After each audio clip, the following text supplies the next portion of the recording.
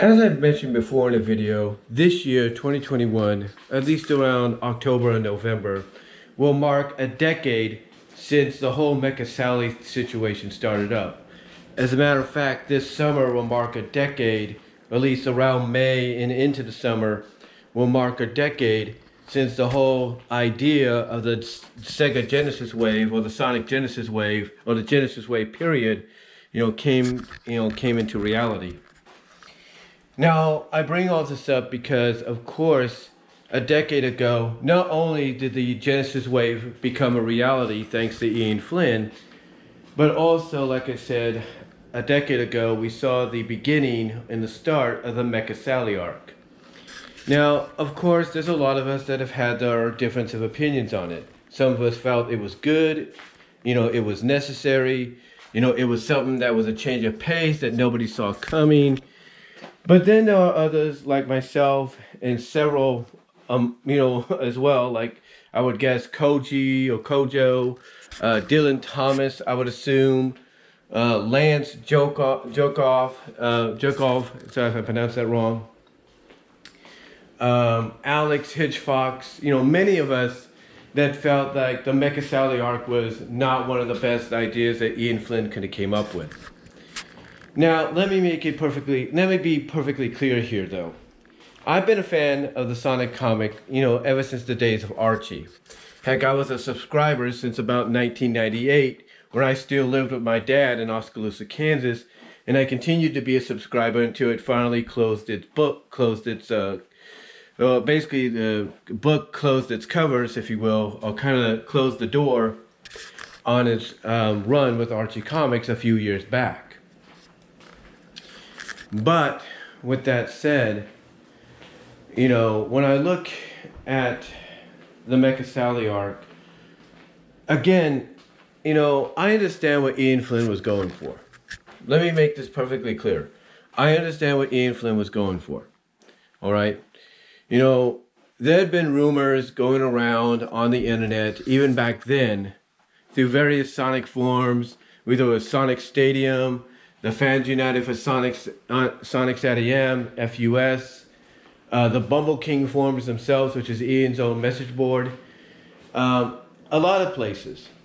And basically, the rumor going around and the talk going around was Ian Flynn had plans to kind of freshen up the Freedom Fighters. In other words, kind of reintroduce them, reboot them in a sense to where, not only would the older generation, the older fans, still, acknowledge who they were, still appreciate who they were, but also it was a way to introduce the newer generation of fans to the characters as well, and get them to see exactly why a lot of older fans, like let's say himself, myself, and many others out there, appreciated these characters to the fullest extent.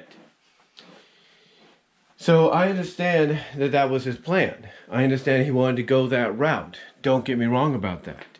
But there were many other ways you could have done that.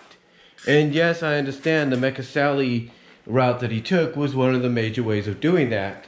But you still could have done it even without roboticizing Sally. You still could have done it. I mean, you had everything set up, since about, the end of the Iron Dominion arc going forward. You had a lot of stuff set up to really build upon when it comes to wanting to rebuild the characters as a team. And another thing as well is when you're trying to rebuild this team for not only, the older generation to still show their appreciation and love for, but also for a newer generation to understand that appreciation that the older fans have, one of the things you don't do is you don't make one of the main characters that's like the heart and soul of that group, look completely like an idiot, or completely like, they just made the stupidest decision in the history of their life. And of course I'm talking about what happened with Sally at the end of 230, where she basically, sacrificed herself to save the planet and her family and friends from global robotization. And let me be the first to say this. Let me be clear about this. I completely understand the reasoning behind it. You know, Ian Flynn has come on record, along with other people backing him up, that this was a way of redeeming Sally. Basically, Sally's putting, you know, her family, her friends, and the planet she was born on and she loves first and foremost before anyone else. She's basically using this moment to make up for all the bad decisions she has made. I get that. I totally understand that. But still, you could have gone a different route. I mean, the fact that you have Nicole, a powerful AI, who recently, over the past, 70-something issues by that point, I think 70-something, 60-something issues by that point, 70 plus issues by that point. You know, you have Nicole, this powerful AI, that by the time 230 came around, had already mastered giving herself a nearly 100% flesh and bone body, flesh and blood body, I should say, to walk around with and interact with others with, without having to stay in the portable computer or the, computer systems around New Mobotropolis. By that point, you'd established her as being this powerful AI, and yet you have Sally tell her to redirect the position of the blast onto the location. And again, I understand why, Ian Flynn had her do this. I completely understand that. But yet, at the same time, you made Nicole look a little bit like an idiot. Just like with Sally. And a lot of people would view it that way. A lot of people would view it that way because Nicole tried to talk her out of it. And here's what they should have done. I've mentioned this before. Here's what they should have done. You could have had them, instead of both making them look like idiots, you could have had Sally ask Nicole if she had enough power to redirect the beam to shoot to the side and into the sky so that nothing would be affected. And that basically by doing so, she herself would not be sacrificed, the way she was. But it would also, at the same time, complete the mission that they've been wanting to complete, or they came out to complete, and that's protect the planet. Because now you have Robotnik basically having to probably, go into retreat, if you will, to recharge the global roboticizer on the Death Egg Mark II. But instead, Ian Flynn went the route that a lot of people felt is probably the most controversial. Again, though, perfectly understandable, believe it or not, as to why he wanted to do it, because he felt that this was one of the best ways to rebuild the team, as they were. He was using that old directive, that old trope of you got to knock the team down to build them back up. You got to put them through all these dire and dark circumstances to build them back up. And I completely get that. A lot of us do, even those of us that didn't like, the direction he went here with the Mecha Sally arc. A lot of us understand that. But you could have gone in that direction without taking one of the most popular characters and doing what you did to her.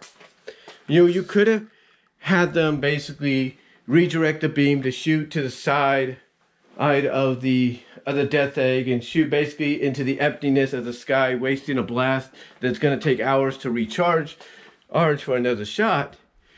And then you could have had the aftermath to where they would basically make sure that it's going to take longer than, let's say, a day or so for the roboticize, so the Death Egg's global roboticizer of the charge to be activated. You could have found a way to basically have Eggman have to rebuild it and all that.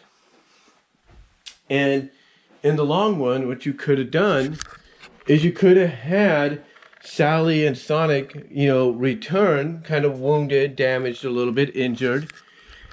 And you could still build upon what you wanted to do storyline-wise. You could have Eggman send his minions at New Mobotropolis. You could have had an attack there. You could have Metal Sonic lead a charge or something like that with metal versions of all the other characters. You could have still had Antoine get injured. You still could have had Bunny get crystallized. And, while Nagas is trying to win the trust of the people by decrystallizing her, he accidentally de-roboticizes her. You could have still all done that. But what you could have done in all the situation is you could have dedicated one issue to where that just meeting together, and Sally's basically coming to reality that they're not the same anymore. They're not the team they used to be, and they need to get back to doing that.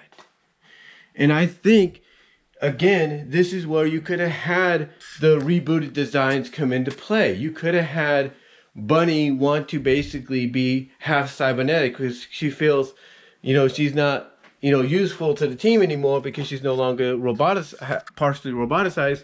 You could have done all that. You could have done all that.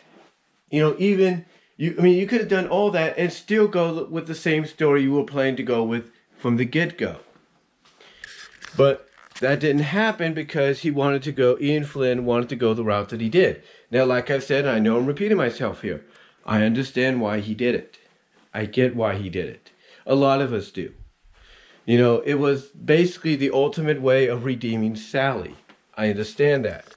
But still, when you really get down to it, you still could have redeemed her, as a character, and still done some of the same things you did, but by doing it in a way to where she's not sacrificed, and basically you get to a moment, like with the injury to Antoine, the near-death injury to Antoine, Bunny being crystallized, and then decrystallized, and along with it, de-roboticized.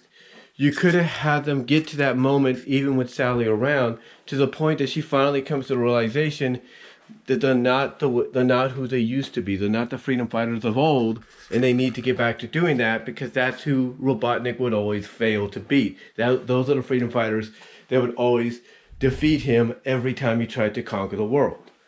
So again, Ian could have done all of that, could have done everything he had planned out to do with the Mecha Sally arc, behind the scenes lawsuits or whatever, or not, whatever the case may be.